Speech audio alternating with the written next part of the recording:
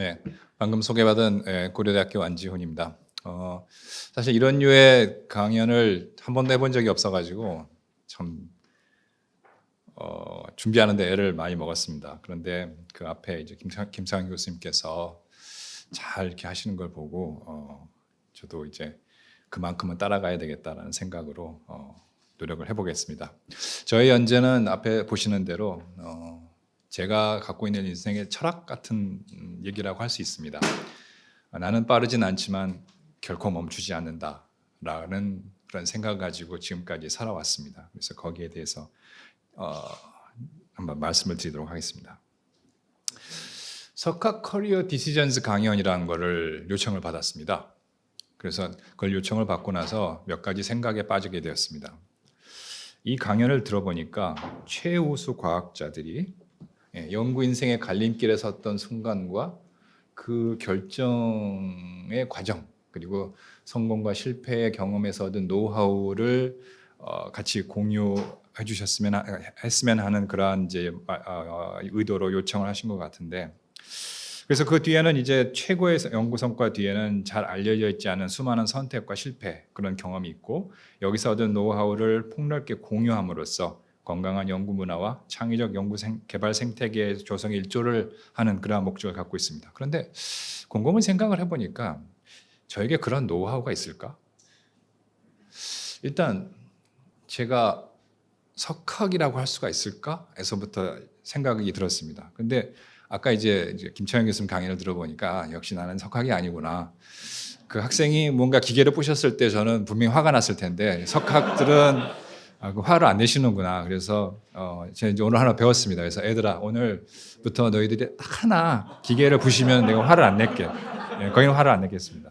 그래서 그런 거를 갖춰야만 석학이 되는구나라는 걸 배웠습니다. 그래서 저는 일단 석학은 아닌 것 같고, 그리고 일생을 거쳐오면서 수많은 이제 선택과 갈림길이 있었겠죠. 근데 그 과정에서 얻었던 어떤 것을 그걸 제가 이런 후학분들 또는 이제 다른 연구자분들에게 공유를 할 만큼 그러한 어떤 가치 있는 그러한 어떤 노하우를 내가 갖고 있을까 하는 생각을 가졌습니다. 사실 거기에 대해서는 이제 의문이 들었고요. 그래서 그렇다면 이제 좀 다른 방향으로 접근을 해보자. 그래서 저는 이제 저의 인생을 뒤돌아보고 제가 겪었던 어떤 중요한 순간 혹은 뭐 갈림길에 대해서 한번 생각을 해보자. 그리고 제가 이제 아들들하고 집에서 보통 이제 얘기할 기회가 많이는 없습니다. 아들들이 이제 자기 방에 들어가 있고 저도 그냥 거실에 있고, 또는 이제 연구실에 있는 사람들하고도 뭐 데이터나 사이언스에 대해서 얘기하지 저의 살아왔던 인생에 대해서 얘기할 일은 별로 없거든요. 그래서 아들들에게, 그리고 제 그 실험실원들에게 너의 아버지가, 너의 지도교수가 어떠한 길을 걸어왔는지에 대해서 한번 알릴 수 있는 기회라고 생각을 했습니다. 다음은 저의 장단점을 스스로 생각을 해봤습니다. 제가 잘하는 것은 생각하는 것을 좋아합니다. 그리고 제 장점 중에 하나라고 생각하는 것은 익숙해지면 누구보다 잘할 자신이 있습니다. 그리고 최선을 다해서 열심히 합니다. 끈기가 있습니다. 그리고 남들에게 뒤처지는 걸 싫어합니다. 그런데 잘 못하는 것도 많습니다. 첫째, 빠릿빠릿하지 않습니다. 그리고 새로운 것에 신속하게 적응하는 것을 잘 못합니다. 그래서 익숙해지면 잘하는데 그 익숙해지는 까지의 과정에 조금 시간이 걸리더라고요. 제가 스스로 보기에. 그리고 이건 상대적인 내용인데요. 옛날에는 좀 총명했었던 것 같은데 지금은 좀 총명하지 않은 것 같습니다. 나이를 먹으면서 점점 총명하지 않아지는 것이 이제 문제가 되고 있습니다. 저의 지나온 길입니다. 이제 제가 이 강연을 하게 되면서 김창현 교수님과 깜짝 놀란 공통점을 발견했습니다. 국민학교를 같은 해에 들어갔더라고요. 1972년에 국민학교를 들어갔습니다.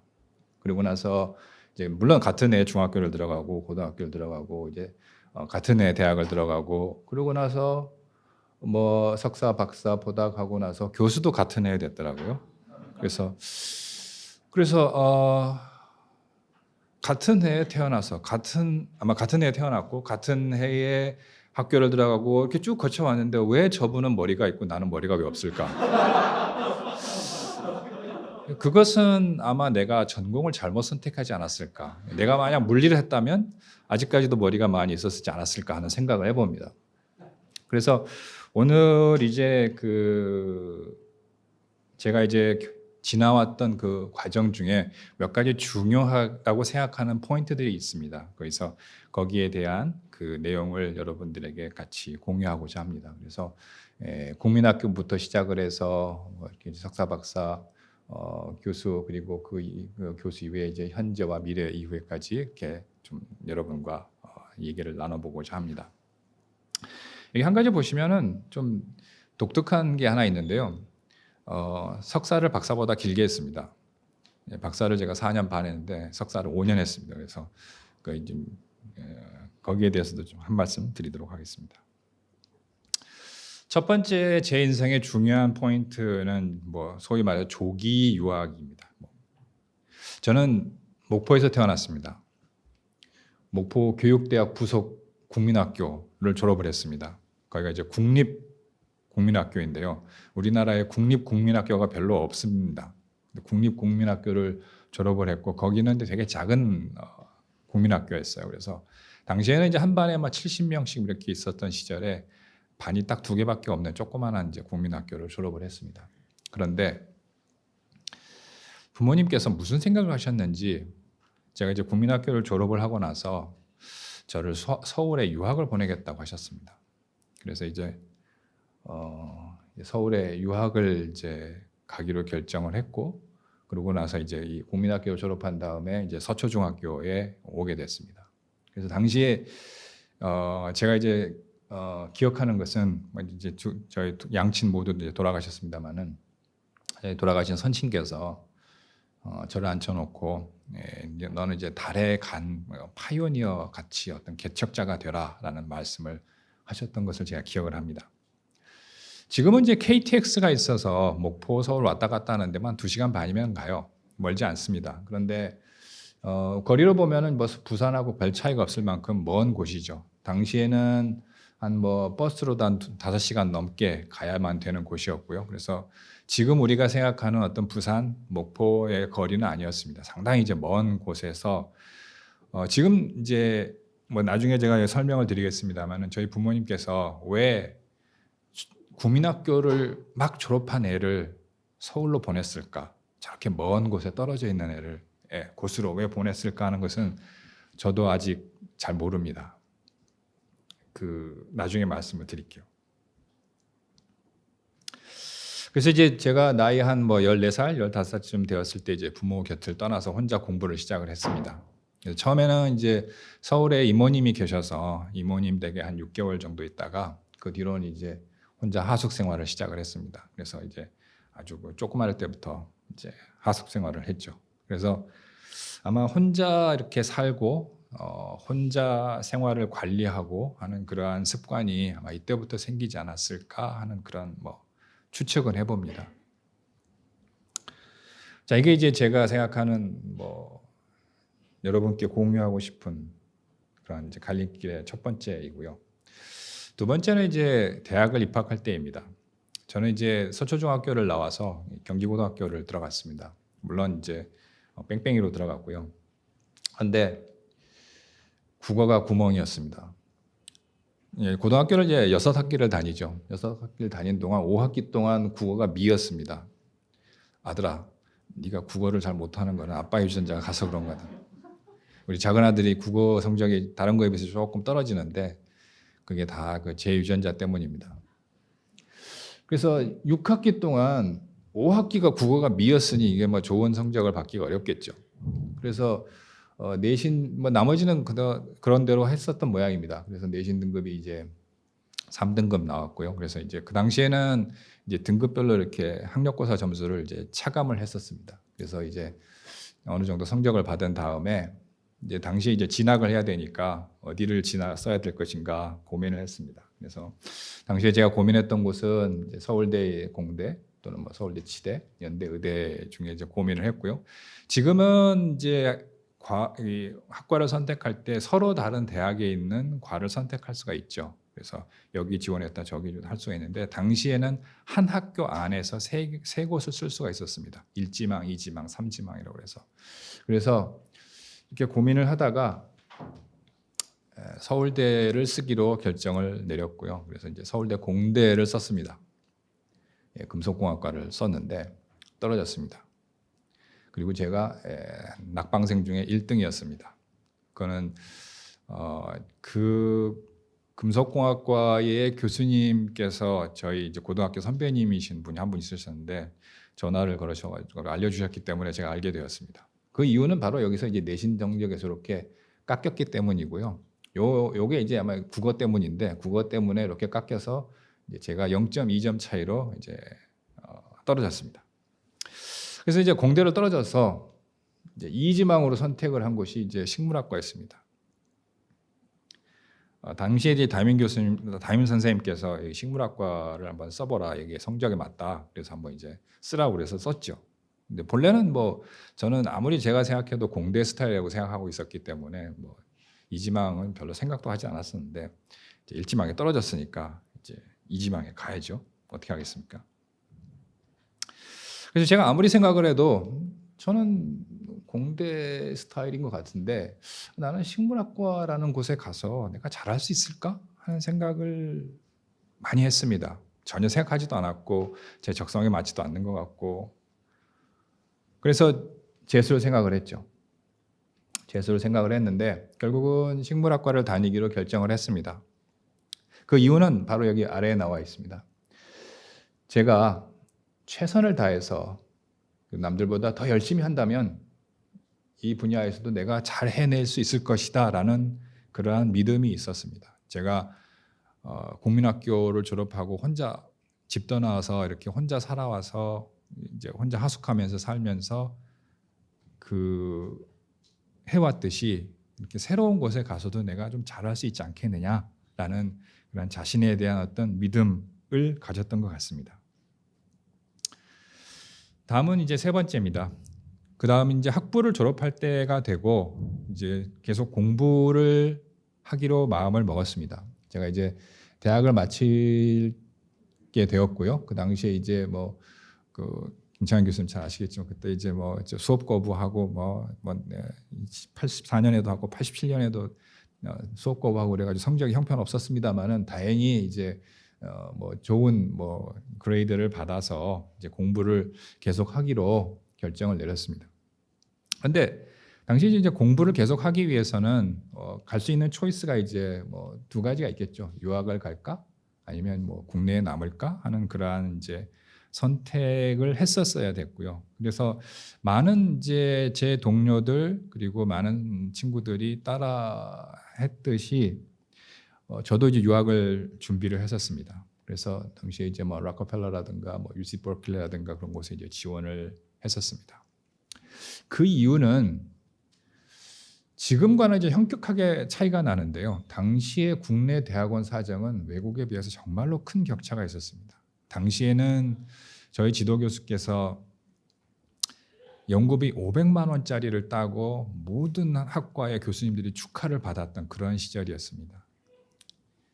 어떤 시약을 교수님 연구실에 있는 냉장고에 넣어놓고 연구실에서 이렇게 하나씩 따서 주시던 시절이었습니다. 당시에는 국내에서는 외국 학술지에 논문을 내는 것이 꿈이었습니다. 뭐 네이처 사이언스 이게 아니고 그냥 외국에 있는 학술지에 논문을 내는 것이 꿈이었습니다. 그만큼 국내 대학원 사정은 외국 대학원에 비해서는 뭐 사실 뭐 좀 속된 표현입니다만 형편없었습니다. 그런데 내가 어디를 가든 최선을 다해서 열심히 한다면 이뤄낼 수 있을 것이라고 생각을 했습니다. 이게 다음 거랑 조금 연관이 되어 있는데요. 어쨌든 제가 열심히 최선을 다해서 열심히 한다면 이뤄낼 수 있을 것이라고 이제 생각을 했습니다. 그게 이제 다음 거랑 연관이 되어 있는데 갈림길 4입니다. 제가 앞에 그렇게 생각할 수밖에 없었던 이유 중에 하나는 제가 석사과정 중에 3년 동안 휴학을 했었어야 됩니다. 당시에 이제 모친께서 이제 병환이 생기셨고요. 그래서 이제 휴학을 했습니다. 그런데 뭐 애석하게도 이제 돌아가셨습니다. 만 52세에 돌아가셨습니다. 그래서 지금 이제 제가 우리 어머니보다 더 오래 살고 있는데요. 그래서 이제 이 당시 제가 25에 돌아가셨어요. 그래서 그때 여러분 나이 25에 이제 부모님이 돌아가신다는 거 생각해 보면 참 낙담할 일이죠. 제 나이 25에 이제 모친하고 이제 이별을 했고요. 그리고 사실 뭐 25이긴 합니다만은 그 전에 이제 기억하지 못하는 어린 시절들이 있잖아요. 뭐 이제 젖 먹던 시절이라든지 이런 거 잘 기억을 못 하니까. 그래서 제가 생각하는 인생의 한 절반 이상은 제가 혼자 떨어져 살았는데 이제 가족하고 이별을 하게 되면서 그래서 이제 국내에 남기로 이제 결정을 하게 됐던 이유 중에 하나가 이제 제 모친께서 이제 병원에 걸렸기 때문입니다. 그래서 이제 국내에 남기로 했고요. 그래서 이제 국내에서 박사 과정까지도 이제 밟기로 결정을 했습니다. 그래서 열심히 해보자. 내가 정말 뭔가 열심히 한다면 뭐 이뤄낼 수 있을 것이라고 생각을 했습니다. 그래서 월요일부터 토요일까지 제가 해가 떠 있을 때 집에 가본 적이 없습니다. 일요일에는 팁하고 튜브 닦으러 연구실을 나갔고요. 요새는 이제 팁하고 튜브 안 닦습니다만 옛날에 돈이 없으니까 이제 팁 튜브 닦으러 이제 일요일에 나가서 그거 닦고 이제 월하고 토요일까지는 이제 늦게까지 연구를 했습니다. 그래서 다행스럽게 국내 최초로 이 플랜셀이라고 하는 이제 저희 분야에서는 이제 탑 저널이죠. 탑 1 저널에 가장 좋은 저널에 이제 논문을 발표했습니다. 그것이 이제 요 논문입니다. 이 논문이 나오는 데는 한 두 가지의 에피소드가 있습니다. 이게 이제 1996년에 나왔는데요. 1996년에 나왔는데 1995년에 그와 비슷한 논문이 나와 버렸습니다. 소위 말해서 스쿱을 당한 것이죠.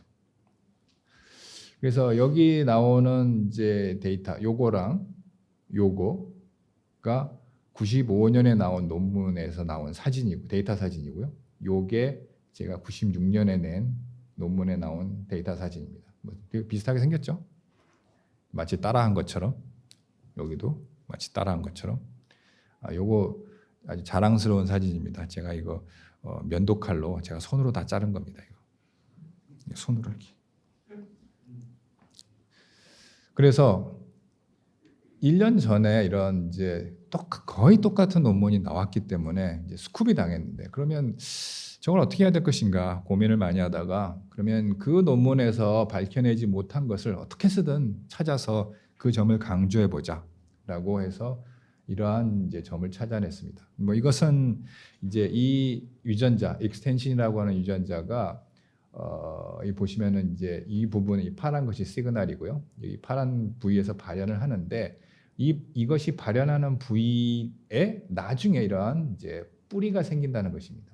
이렇게 이제 뿌리가 옆에서 나와요. 그러니까 뿌리가 나올 장소를 먼저 디파인을 해주는 역할을 할 것이다. 그래서 그 뿌리가 이제 식물체 뿌리는 이 안에서 뚫고 나오거든요. 이렇게 겉에서 생기는 게 아니라 안에서 뚫고 나와요. 여러분들 혹시 뭐 에일리언 영화 보셨으면은 에일리언들이 뱃속에 있잖아요. 거기서 이렇게 뚫고 나오는 것처럼 뿌리가 안에서 뚫고 나오게 됩니다. 그러면 이 밖에 있는 이제 조직들을 보호를 해야 되는데 그러한 보호의 용도로 저러한 그 유전자가 발현할 것이다라는 이제 그 포인트를 강조를 해서 논문을 이제 발표할 수가 있었습니다. 이 논문은 이제 대한민국 그 분자생물학의 아주 중요한 이제 그 마일스톤이 되는 그러한 논문이라고 이제 평가를 받고 있습니다. 그건 제가 한 얘기는 아니고요. 이것은 이제 대한민국 학술원에서 발표한 이제 그 책자인데요. 한국의 학술연구라는 이제 그 책자를 보면은 우리나라 분자생물학에 괄목할 만한 발전은 먼저 식물 분자생물학 분야에서 찾아볼 수 있다. 1996년 안 등은 이 안이 저고요. 대두의 익스텐션 유전자의 발현 조절에 관한 연구 결과를 이 분야의 최고 권위주인 플랜셀에 발표함으로써 연구의 국제화 달성에 기여하였다라는 이제 내용을 기술을 한 바 있습니다.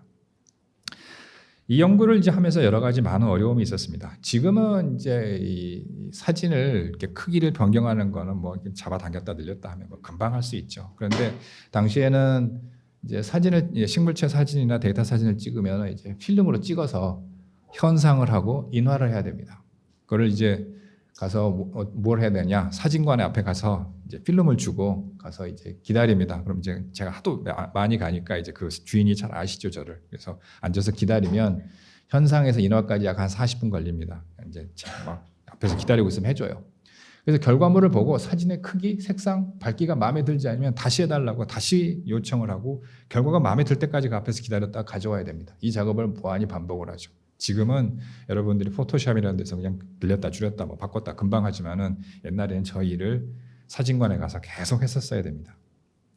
특히 더 문제가 됐던 것은 식물 사진이었습니다. 식물 사진.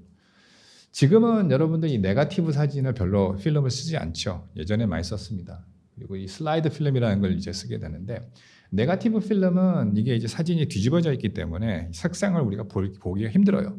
색상을 그대로 볼 수 있는 것은 슬라이드 필름입니다. 그런데 식물 사진을 이렇게 보려고 그러면 색깔이 어떻게 나오는지를 이걸로는 알 수가 없어요.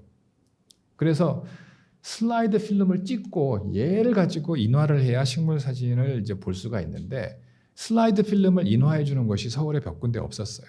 그래서 충무로에 가야만 됐었습니다. 충무로에 가면은 이 슬라이드 필름을 2시간 걸려서 아주 빨리 해주는 곳이었는데 현상 그리고 인화까지 해주는 곳이 있었습니다. 그래서 식물 사진을 찍고 충무로에 달려가서 기다렸다가 사진을 찍고 오는 일을 계속 반복했습니다.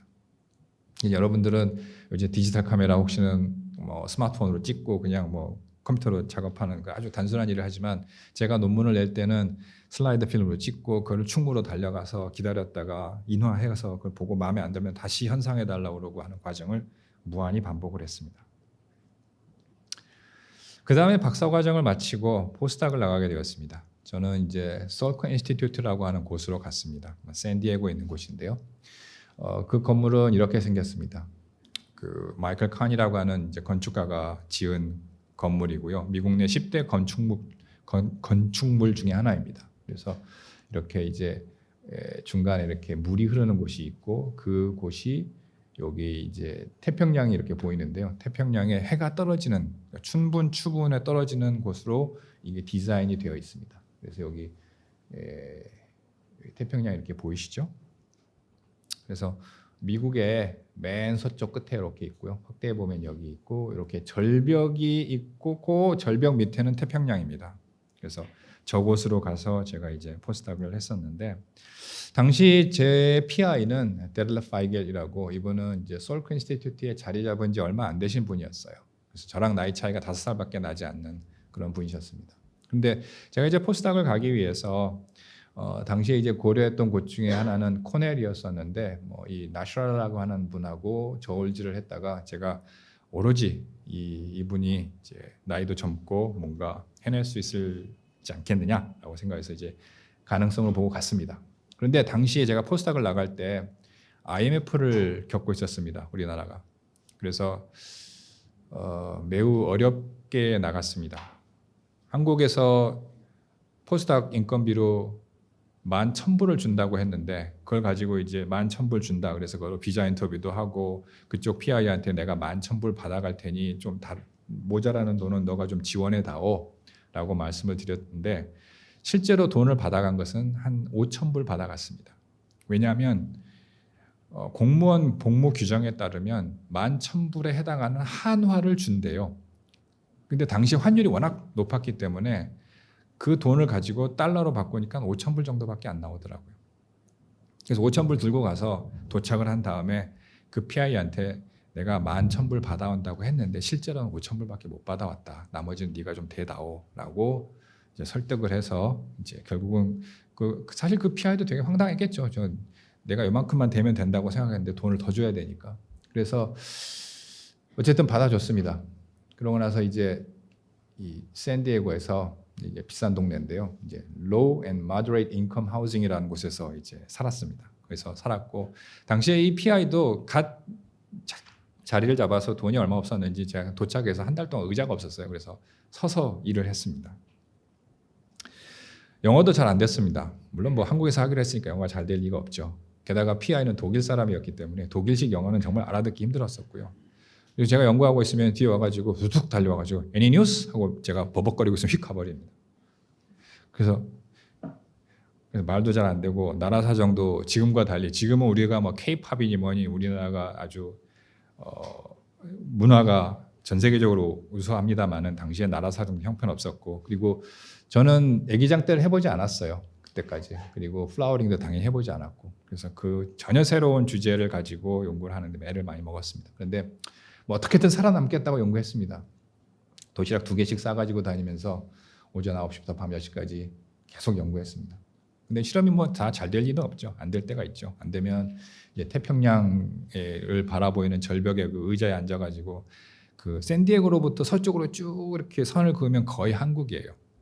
그래서 그 태평양 바다를 바라보면서 아유 저기로 쭉 가면 한국인데 하면서 이제 아쉬움을 슬픔을 달랬던 그런 생각이 있습니다. 그래서 어쨌든 그렇게 열심히 노력한 끝에 3년 만에 고려대에 이제 제가 자리를 잡게 되었습니다. 다음은 6번째입니다. 이거는 이제 저희 학생들이나 포스닥들은 잘 아는 내용입니다. 이제부터는 2003년쯤이었을까요? 어느 밤에 그때 이제 제가 지하에 있는 배양실에 혼자 내려가 봤습니다. 그래서 제가 이제 서로 다른 온도에서 키우는 식물체들을 이렇게 조사를 했는데 이 저온에서 자라는데도 개화가 빠른 뮤턴트가 하나 딱 보이더라고요. 그 녀석이 바로 이제 저희 연구실에서 뭐 훌륭한 논문들을 발표할 수 있었던 이 SBP32라고 하는 뮤턴트입니다. 뭐 이제 잘 아시다시피 저온에서 이렇게 개화가 빠르죠. 그래서 어떻게 생각하면 엄청난 발견을 우연히 했다고 생각이 되고요. 그런데 이러한 내용을 저뿐만 아니라 다른 분들, 저 말고 진짜 석학분들께서 많이들 말씀하시더라고요. 이 내용은 그 수학에서 그 필즈상을 수상하셨던 분께서 말씀하신 내용인데요. 엄청난 발견은 직관과 노력이 셋이 한꺼번에 모여야 일어나는 일이다라고 말씀하셨습니다. 그래서 엄청난 발견과 직관, 노력이 합쳐져야 그런 정말로 중요한 어떤 발견을 할 수 있다라는 말씀이시죠. 그래서 제가 이제 저희 연구실 사람들에게 말씀드리고 싶은 것 중에 하나가 있습니다. 자기가 다루는 샘플에 대해서 좀 애정을 가지십시오. 자기가 다루는 샘플을 자주 관찰하지 않는 사람은 결코 중요한 발견을 할 수가 없습니다. 다음은 이제 제가 그 뭐 실패 사례 중에 하나라고 생각하는 이제 FT 무브먼트에 관한 내용입니다. 뭐 제가 뭐 강의 시간에서도 여러 번 말씀을 드렸기 때문에 뭐 잘 아는 내용이긴 합니다만은 그냥 간단하게 설명을 드리도록 하겠습니다. 이제 FT라고 하는 것은 개화를 하는 데 있어서 중요한 이제 어떤 분자라고 우리가 생각을 하고 있고요. 그래서 이 FT가 어떠한 형태로 개화를 하는지에 대해서 과학자들이 연구를 많이 했었는데 당시에 저는 이제 FT RNA는 안 간다라고 생각을 하고 있었습니다. 그 결과는 이제 이거였었고요. 그래서 그 뮤테이션 시킨 FT 유전자를 그 메리스템 쪽에서 디텍션 해보면은 검출이 되지 않았어요. 그래서 이것은 FT는 RNA 형태로 가지는 않는구나라고 생각하고 단백질의 형태로 갈 것이다라는 생각을 가지고 연구를 하고 있었는데 사이언스지에 다음과 같은 논문이 발표되어 버렸습니다. 그래서 FT 유전자의 mRNA가 잎에서부터 에이펙스로 이동을 해서 플라워링을 유도한다라는 논문이 나왔죠. 그래서 당시 학계는 엄청나게 흥분을 했습니다. 드디어 우리가 개화를 하는 데 있어서 중요한 몰레큘을 발견을 했구나. FT mRNA라고 하는 것이 이동을 해서 개화를 유도한다라는 것을 이제 발견을 했습니다. 그런데 저는 이제 저 혼자 아닌 것 같은데 이거 저 혼자는 아닌 것 같은데 하다가 학계가 뭐 사이언스지에서 발표한 그 해 10대 발견 중에 하나로 뽑힐 만큼 그 FT mRNA의 무브먼트는 아주 중요한 발견이었기 때문에 사람들이 이제 열광을 하고 있었던 차에 저는 저러다가 포기를 했습니다. 남들은 다 된다는데 저 혼자 안 된다는 걸 주장하는 것은 매우 힘들거든요. 남들이 다 안 되는데 나만 된다는 것을 주장하는 건 쉬운데 남들은 된다는데 왜 네가 안 돼? 그건 네가 못해서 그런 건지 라고 얘기할 수 있기 때문입니다. 그래서 포기했습니다. 그런데 2년 뒤에 다른 연구진이 FT 프로틴이 움직인다라는 얘기를 사이언스지에 발표를 했습니다. 그러면 이제 그럼 mRNA가 움직인다라고 했던 연구진은 어떻게 됐느냐? 그 사람들은 논문을 리트랙트를 했어요. 그럼 저는 뭐냐? 아무것도 안 했죠. 혼자 RNA는 아니다라고 생각을 하고 있었는데 이제 포기를 해버렸고, 그래서 이제 결국 mRNA가 이 모바일 시그널이 아니라는 것을, 그러한 발견을 내가 어떻게 해서든 보고를 했었어야 되는데 그냥 포기했었습니다. 묻어버리고 포기를 해버렸었죠. 그래서 뭐 자신이 맞다고 생각하는 데이터는 어떻게 해서든 발표를 해서 학계의 기록으로 남겼으면 좋겠습니다.